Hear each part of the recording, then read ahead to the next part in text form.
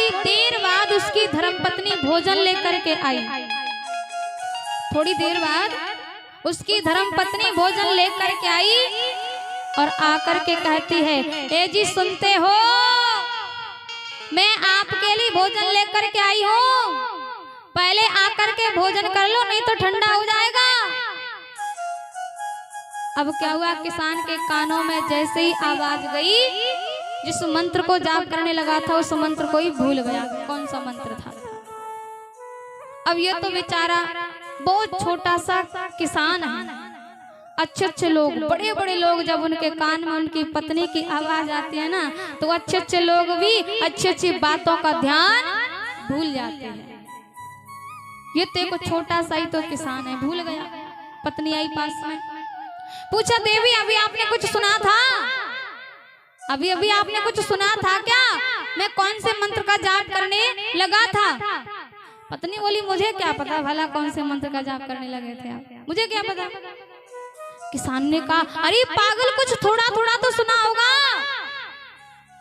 पत्नी ने कहा कि हाँ सुना तो था, आप कह रहे थे कि हे कृष्ण भुस भर लिए जाए, हे कृष्ण भुस भर लिए जाए, हे कृष्ण भुस भर लिए जाए। किसान ने विचार किया, शायद मैं इसी मंत्र का जाप करने लगा होगा। अब बेचारी पत्नी भोजन खिला करके चली गई, किसान इसी मंत्र का जाप करने लगा, हे कृष्ण बुस भर लिए जाए, हे कृष्ण बुस भर लिए जाए। अब क्षीर सागर में मैया लक्ष्मी ने जब ये दृश्य देखा तो देख करके आश्चर्य में हो गई कि पता नहीं ऐसा नाम किसका है। भगवान आए, बोले देवी क्या है? बोले देखो तो सही स्वामी, ये नाम पता नहीं किसका है। भगवान ने कहा, अच्छा ये नाम आपको नहीं पता किसका है? बोले नहीं। भगवान ने कहा, देवी मेरा ही तो नाम है, आपका नाम कैसे हुआ?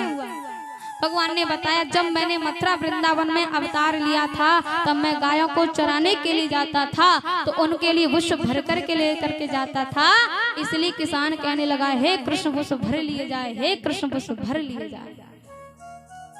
अब मैया लक्ष्मी ने विचार किया, अच्छा प्रभु, आपके ऐसे ऐसे भक्त, जो नाम आपके भक्तों को पता है वो नाम मुझे नहीं पता।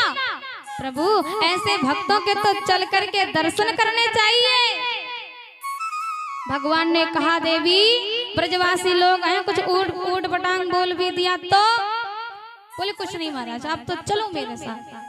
भगवान ने कहा, ठीक है, हम आपके साथ में तो जाएंगे लेकिन किसान के पास नहीं जाएंगे। तो कहाँ जाओगे?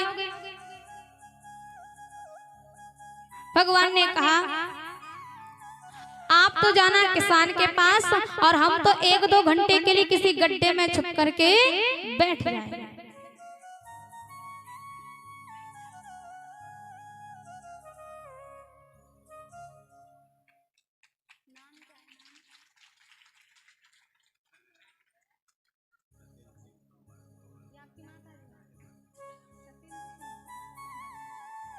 श्रीमान सत्येंद्र सिंह और ये उनकी माता जी हैं और पुष्पों की माला से स्वागत सम्मान करती हैं।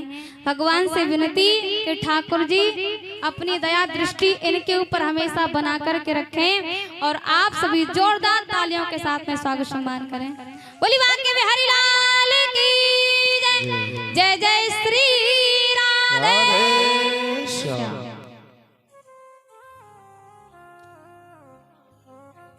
भगवान ने कहा कि देवी आप तो जाना किसान के पास और मैं तो 1-2 घंटे किसी गड्ढे में छुप करके बैठ जाऊंगा। 1-2 घंटे किसी गड्ढे में छुप करके। मैया ने कहा ठीक है, लेकिन आप साथ में चलो।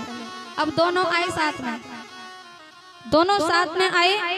भगवान आए, 1-2 घंटे के लिए किसी गड्ढे में छुप करके बैठ गए और मैया लक्ष्मी चल करके उस किसान के पास आई।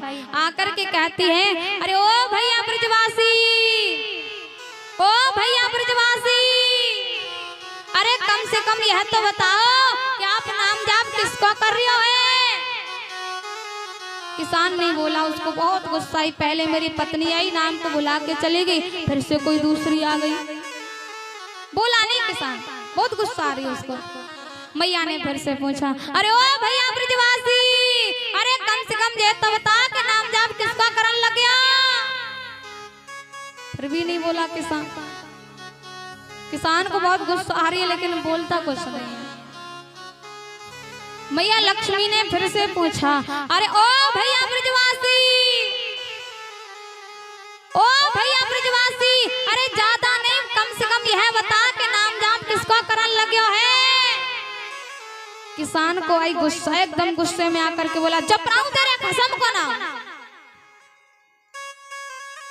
अब जो कहा महाराज, मैया लक्ष्मी तो बड़ी खुश हो गई, गदगद हो गई। मैया ने कहा, अच्छा भैया, तूने मेरे घर वाले को कभी देखो है का? किसान ने कहा, मुझे क्या पता, ससुरे की कहीं पड़ा होगा गड्ढे भड्डे में। भगवान गड्ढे में ही छुप करके बैठे थे। अब तो मैया लक्ष्मी और ज्यादा खुश हो गई। उसने कहा, अच्छा भैया, आप तो सब कुछ जानते हो।